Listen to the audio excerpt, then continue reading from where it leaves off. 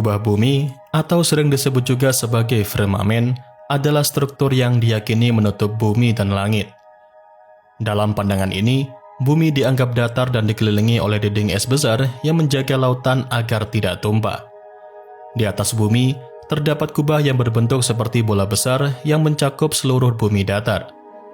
Kubah ini sering dianggap sebagai sesuatu yang solid atau semi-solid yang memisahkan bumi dari langit atau air di atasnya.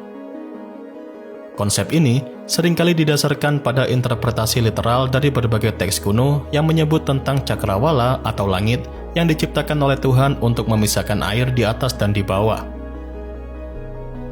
Para penganut teori bumi datar percaya bahwa berbagai benda langit seperti matahari, bulan, dan bintang berada di dalam kubah ini dan berputar di atas bumi. Dengan adanya teori tersebut, mereka menolak berbagai bukti ilmiah yang menunjukkan bahwa bumi berbentuk bulat dan berputar mengelilingi matahari, serta menolak berbagai penjelasan ilmiah mengenai gravitasi dan juga eksplorasi luar angkasa. Kok ya masih banyak yang percaya akan hal semacam ini? Jadi sejak dahulu, teori bumi datar yang telah banyak disangkal oleh komunitas ilmiah sangat sering menyebutkan adanya kubah raksasa yang melingkupi bumi.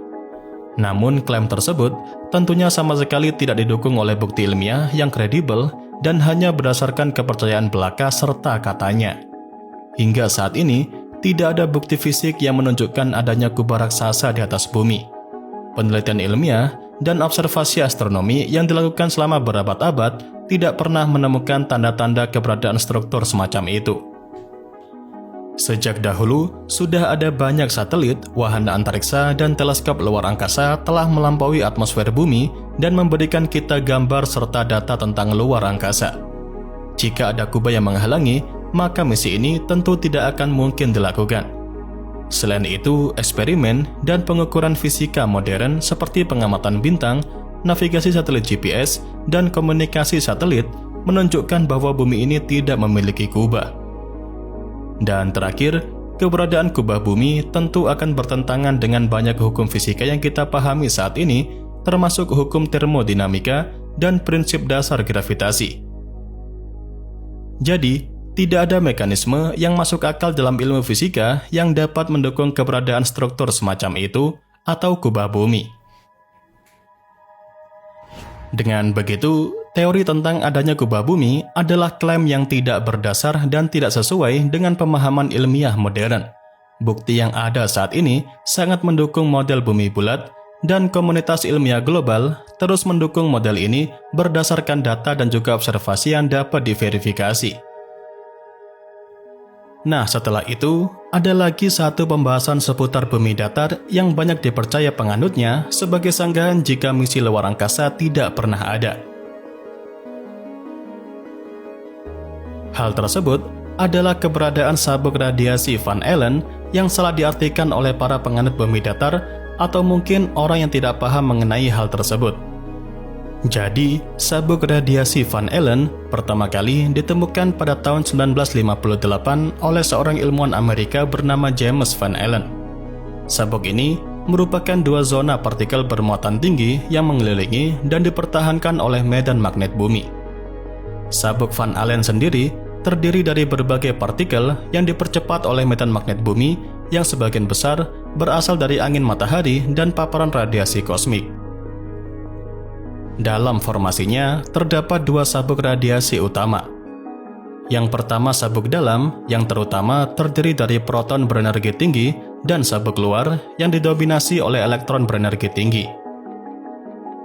Sabuk dalam berada pada ketinggian sekitar 1000 hingga 5000 km di atas permukaan bumi. Sementara sabuk luar berada pada ketinggian sekitar 13.000 hingga 60.000 km. Sabuk radiasi Van Allen ini memang sangat berbahaya karena partikel berenergi tinggi dalam sabuk Van Allen dapat merusak peralatan elektronik dan menimbulkan risiko kesehatan bagi manusia jika terpapar dalam waktu lama tanpa perlindungan. Dengan adanya hal tersebut, para penganut teori bumi datar saling menyalahartikan sabuk radiasi Van Allen sebagai bukti bahwa misi luar angkasa seperti pendaratan di bulan tidak mungkin terjadi karena radiasi yang mematikan. Namun, itu adalah pemahaman yang keliru dan tentunya ada penjelasan ilmiah mengapa misi luar angkasa tetap mungkin dapat dilakukan sekalipun terdapat sabuk radiasi Van Allen.